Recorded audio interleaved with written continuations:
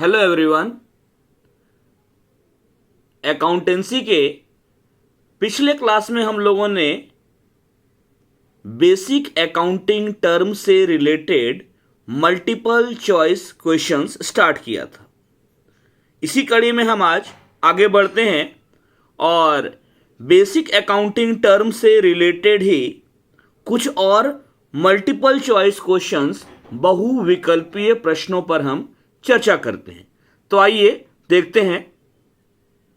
पहला सवाल हम ले लेते हैं। Stock is valued at.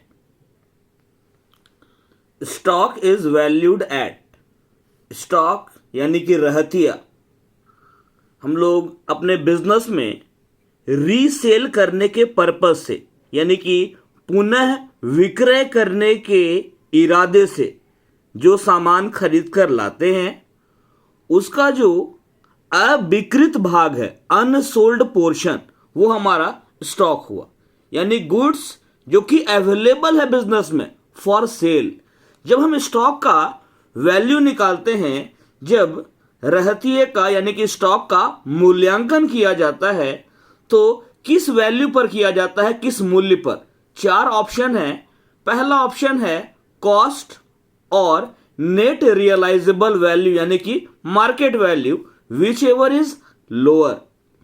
लागत मूल्य यानी कि खरीद दाम, और नेट रियलाइजेबल वैल्यू मतलब शुद्ध वसूली योग्य मूल्य मतलब कि बाजार मूल्य। जब हम दोबारा अगर उसको बेचेंगे तो बाजार से क्या मिलेगा, वो हमारा हो गया शुद्ध वसूली योग्य मूल्य, नेट रियलाइजेबल वैल्यू। अब इन दोनों में जो लोअर होगा, जो कम होगा, पहला ऑप्शन है। दूसरा ऑप्शन है कॉस्ट और net realisable value whichever is higher. तीसरा ऑप्शन है कॉस्ट। चौथा ऑप्शन है नेट रियलाइजेबल वैल्यू। स्टॉक के वैल्यूएशन के बारे में रूल ये है कि जब भी कभी स्टॉक का वैल्यू निकाला जाएगा, स्टॉक का मूल्यांकन किया जाएगा, तो मार्केट प्राइस और कॉस्ट प्राइस दोनों में से जो कम होगा उसी पर उसका वैल्यू निकाला जाएगा। एग्जाम्पल के लिए मान लेते हैं कि हमारा बिजनेस जो है वो इलेक्ट्रॉनिक आइटम्स का है, ठीक है। ये भी हम मान लेते हैं कि हमारा अकाउंटिंग पीरियड जो है वो जनवरी 1 से लेकर दिसंबर 31 तक का है। मान लिए ये हमारा accounting period.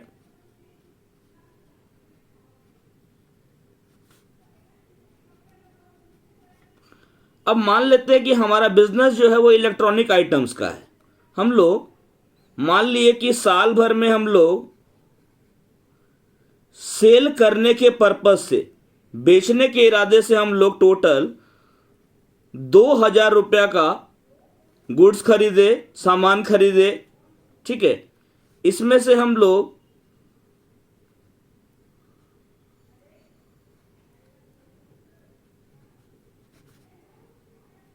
Cost of cell मान लेते हैं, इसमें से हम लोग 1,400 रुपया का सामान बेच दिए। 2,000 रुपया का सामान हम लाए थे बेचने के लिए। इस 2,000 के सामान में से 1,400 रुपया का सामान हम बेच दिए, तो हमारे पास 600 रुपया का सामान बचा हुआ है ना, अनसोल्ड गुड्स। ये स्टॉक का हमारा कॉस्ट प्राइस है, ठीक है। अब मान लेते हैं कि अकाउंटिंग पीरियड के एंड में, यानी कि जो हमारा अकाउंटिंग पीरियड हम माने हैं जनवरी 1 से लेकर दिसंबर 31 को मार्केट में अगर इस सामान को हम बेचने जाते हैं और हमको 720 रुपया मिलता है बेचने से, तो आप देखिए कि स्टॉक का कॉस्ट प्राइस 600 रुपया है और अगर मार्केट में इसको हम बेचेंगे तो 720 रुपया मिलेगा। इन दोनों में कम कौन है? कॉस्ट प्राइस और मार्केट प्राइस में कम है 600 रुपया। तो हमारा इस कंडीशन में स्टॉक का वैल्यू 600 रुपीज होगा। लेकिन अगर इसी क्वेश्चन में हम ये मान लें कि मार्केट वैल्यू जो है वो 720 के जगह 480 रुपया है। तो आप देखिए कॉस्ट प्राइस 600 रुपया और मार्केट प्राइस 480, दोनों में कम कौन है? 480।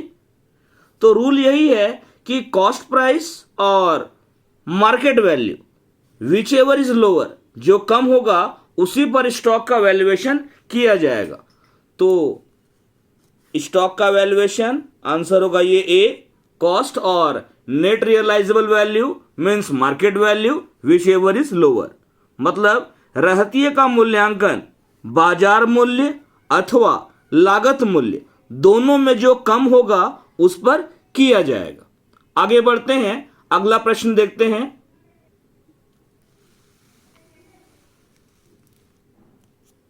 क्वेश्चन नंबर 2,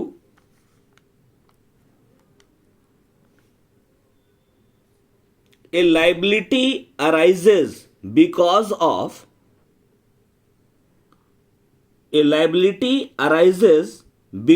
of ऑप्शन ले लेते हैं, cash transaction, credit transaction, cash as well as credit transaction और नन ऑफ दिस। तो हमारा सवाल है कि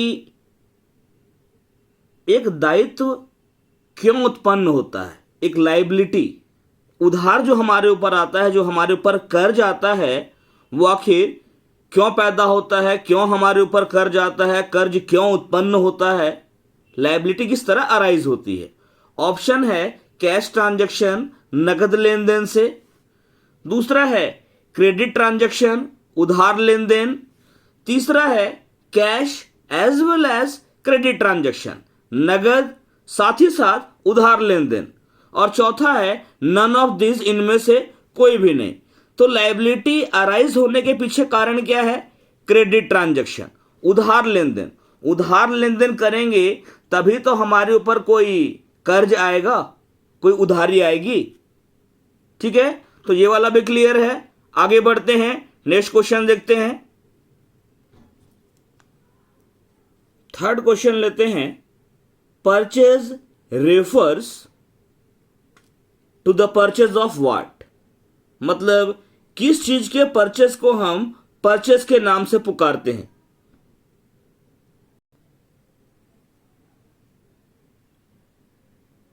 मतलब किस चीज के परचेज को, किस चीज के क्रय को अकाउंटेंसी में हम परचेज नाम देते हैं, क्रय नाम देते हैं। पहला ऑप्शन है ए नंबर आपका, गुड्स फॉर रीसेल। दूसरा ऑप्शन है स्टेशनरी फॉर ऑफिस। तीसरा है एसेट फॉर द फैक्ट्री। और चौथा है नन ऑफ दीज। तो ये चार ऑप्शन है, इसमें से किसके परचेज को, purchase of goods for resale या purchase of stationery for office या purchase of asset for factory या नन ऑफ दिस, किसको हम परचेज के नाम से कहते हैं। तो मैंने आपको पहले बताया है रीसेल करने के पर्पस से जो गुड्स खरीदते हैं ना, उसको हम लोग चार कैटेगरी में डिवाइड किए हैं, परचेज, सेल, परचेज रिटर्न और सेल रिटर्न। रीसेल करने के पर्पस से जो गुड्स खरीदेंगे तो वो परचेज कहलाएगा। जब इसी गुड्स को कस्टमर को हम बेचेंगे तो सेल कहलाएगा। अगर रीसेल करने के पर्पस से जो गुड्स खरीदा गया उसको अगर लौटा दिया जाए तो वो आपका परचेज रिटर्न कहलाएगा। और सेल करने के बाद अगर कस्टमर गुड्स को रिटर्न कर देता है तो वो आपका सेल्स रिटर्न हुआ। अगर हम लोग ऑफिस के लिए या बिजनेस में किसी भी काम के लिए स्टेशनरी खरीदते हैं, स्टेशनरी आइटम, पेन, पेपर वगैरह, ठीक है, तो ये हमारा स्टेशनरी ही कहलाएगा, एक्सपेंस है, लेकिन इसको हम परचेज अकाउंट के नाम से नहीं पुकारेंगे। मतलब ये हमारा परचेज में नहीं जाएगा। इसी तरीके से अगर फैक्ट्री में इस्तेमाल करने के लिए हम लोग कोई एसेट खरीदते हैं, मान लेते हैं फैक्ट्री के लिए मशीनरी खरीदा गया या ऑफिस के लिए फर्नीचर खरीदा गया, हम लोग काम तो परचेज ही कर रहे हैं ना। मतलब मशीन खरीद रहे हैं, फर्नीचर खरीद रहे हैं, मान लेते हैं कस्टमर को डिलीवरी देने के लिए डिलीवरी वैन खरीदा जा रहा है, मोटर व्हीकल लिया जा रहा है, तो भी हम उसको परचेज नाम नहीं देंगे, उसको वो पर्टिकुलर एसेट का ही नाम दिया जाएगा। जैसे मान लेते हैं मशीनरी खरीदा जाएगा तो मशीनरी अकाउंट, ठीक है, फर्नीचर है तो फर्नीचर अकाउंट। तो यहां जो सवाल है, purchase refers to the purchase of, मतलब कि किस चीज के क्रय को, किसके परचेज को हम परचेज नाम से पुकारेंगे। Option asset for the factory होगा नहीं, कारखाने में इस्तेमाल करने के लिए कोई संपत्ति अगर हम खरीदते हैं तो उसको हम परचेज नाम नहीं देंगे। ऑफिस में इस्तेमाल करने के लिए अगर हम स्टेशनरी खरीदते हैं, कॉपी पेन वगैरह, तो उसको भी हम परचेज नाम नहीं देंगे। लेकिन अगर रीसेल करने के लिए गुड्स खरीदा जाता है तो उसको हम परचेज नाम देंगे। तो ऑप्शन हमारा ए होगा। आगे बढ़ते हैं, अगला प्रश्न,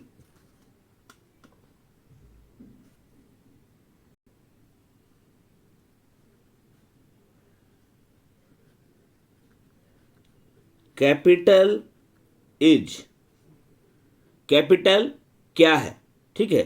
इसमें हम ऑप्शन में ले लेते हैं internal liability, external liability, internal as well as external liability, none of this.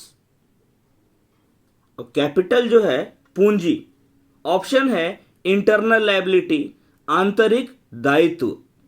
B है एक्सटर्नल लायबिलिटी, बाह्य दायित्व मतलब बाहरी दायित्व। तीसरा ऑप्शन है internal as well as external liability, आंतरिक साथ ही साथ बाहरी दायित्व। और चौथा है नन ऑफ दिस। तो कैपिटल क्या है?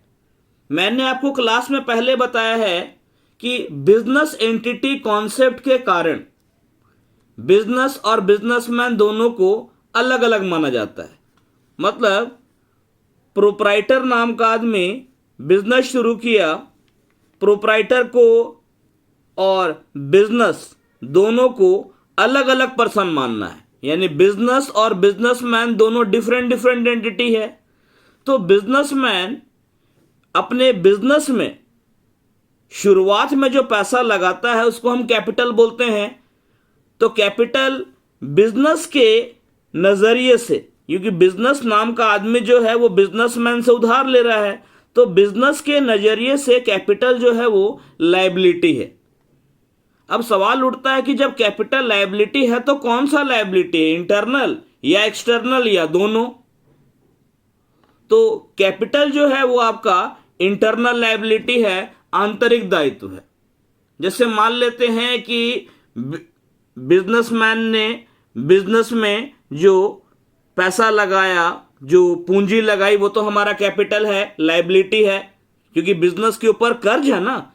कर्ज इस सेंस में है कि भाई ये पैसा बिजनेस का अपना नहीं है, बिजनेसमैन का पैसा है, तो बिजनेसमैन नाम के आदमी को लौटाना तो पड़ेगा ना। तो कैपिटल लायबिलिटी है। अब मान लेते हैं कि वही business state bank of India से 5 लाख रुपए का लोन लेता है, ठीक है। तो बिजनेस के नजरिए से इंटरनल कौन है, अंदर का आदमी, बिजनेसमैन या स्टेट बैंक ऑफ इंडिया? तो हमारा जवाब होगा बिजनेसमैन। तो कैपिटल जो है वो लायबिलिटी तो है, लेकिन इंटरनल लायबिलिटी है, आंतरिक दायित्व है। आगे बढ़ते हैं, अगला प्रश्न देखते हैं।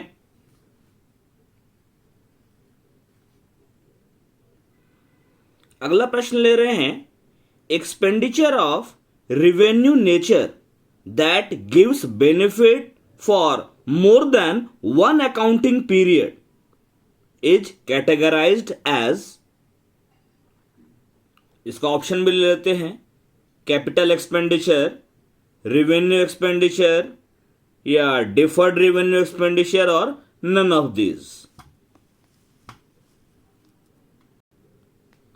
नॉर्मली जो हमारा एक्सपेंडिचर होता है, मतलब हम कह सकते जितना भी आउटले होता है, आउटले मतलब पेमेंट, जितना ही पेमेंट है उसको हम ब्रॉडली एक्सपेंडिचर कह सकते हैं।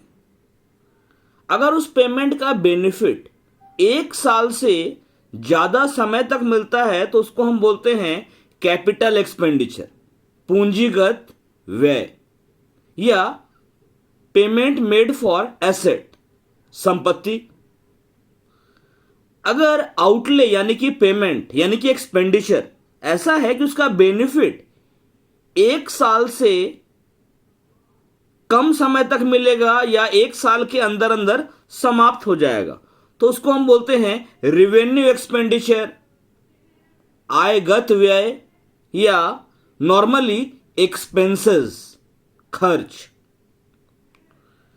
अगर कोई रिवेन्यू एक्सपेंडिचर ऐसा है जिसका फायदा एक अकाउंटिंग पीरियड से ज्यादा समय तक मिलता है, नॉर्मली हम क्या बोले, एक्सपेंडिचर जिसका बेनिफिट एक अकाउंटिंग पीरियड से ज्यादा मिलता है वो कैपिटल एक्सपेंडिचर है, और एक्सपेंडिचर जिसका बेनिफिट एक अकाउंटिंग पीरियड से कम पीरियड के लिए मिलता है वो आपका रिवेन्यू एक्सपेंडिचर है। यानी रिवेन्यू एक्सपेंडिचर का बेनिफिट जनरली या नॉर्मली एक अकाउंटिंग पीरियड से, मतलब कि एक लेखांकन अवधि, जैसे कि जनवरी से दिसंबर, इस दीपावली से अगली दीपावली, ठीक है, तो ये जो एक अकाउंटिंग पीरियड से कम समय के अंदर अंदर इसका जो फायदा है वो मिलकर समाप्त हो जाता है। हमारा प्रश्न है कि एक्सपेंडिचर ऑफ रेवेन्यू नेचर, आयगत प्रकृति के जो व्यय होते हैं, that gives benefit for more than 1 accounting period, मतलब आयगत प्रकृति के ऐसे व्यय जिनका फायदा एक लेखांकन अवधि से ज्यादा समय के लिए मिलता है, उसको हम किस श्रेणी में डालेंगे?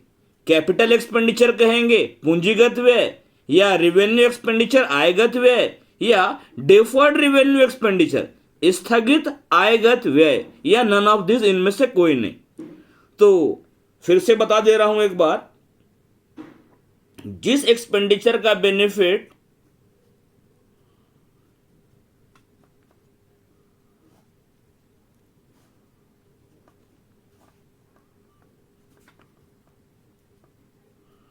एक अकाउंटिंग पीरियड से ज्यादा समय तक मिलता है वो कैपिटल एक्सपेंडिचर है,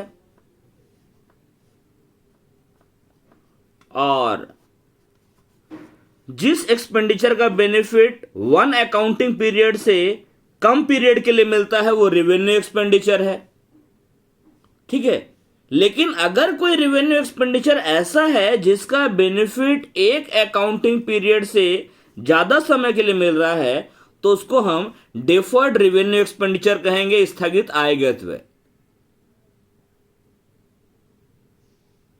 जैसे कि मान लेते हैं कि हमने अपने बिजनेस का एडवर्टीजमेंट करवाया 5 साल के लिए, 5 इयर्स के लिए हमने एडवर्टीजमेंट का जिम्मा एक कंपनी को दे दिया। कंपनी ने जिम्मा लिया है 5 लाख रुपए में। कंपनी ये कहना है कि आप 5 लाख रुपए का पेमेंट कर दीजिए, अब हम 5 साल तक आपका एडवर्टीजमेंट करते रहेंगे। तो ये जो एडवर्टीजमेंट के बिहाफ पर, विज्ञापन के बिहाफ पर हम जो 5 लाख का खर्च कर रहे हैं, इसका फायदा 5 साल के लिए मिलेगा। यानी कि 1 साल के फायदे के लिए हम कितना पेमेंट कर रहे हैं? 1 लाख रुपया। अगर 1 साल बीत जाता है, हम तो शुरुआत में ही 5 लाख का पेमेंट कर चुके हैं, तो 5 लाख का जो पेमेंट हमने एडवर्टीजमेंट के लिए किया, जिसका फायदा 5 साल तक मिलेगा, अब 1 साल बीत गया है, यानी हमने 1 लाख का फायदा ले लिया है। तो बाकी जो बचा हुआ हमारा 4 लाख का एडवर्टीजमेंट एक्सपेंडिचर का पेमेंट है, वो हमारा डेफर्ड रेवेन्यू एक्सपेंडिचर की कैटेगरी में आएगा। डेफर्ड रेवेन्यू एक्सपेंडिचर हिंदी में नाम क्या है? स्थगित आयगत व्यय। आज के लिए इतना ही, बाकी नेक्स्ट क्लास में देखेंगे। Thank you.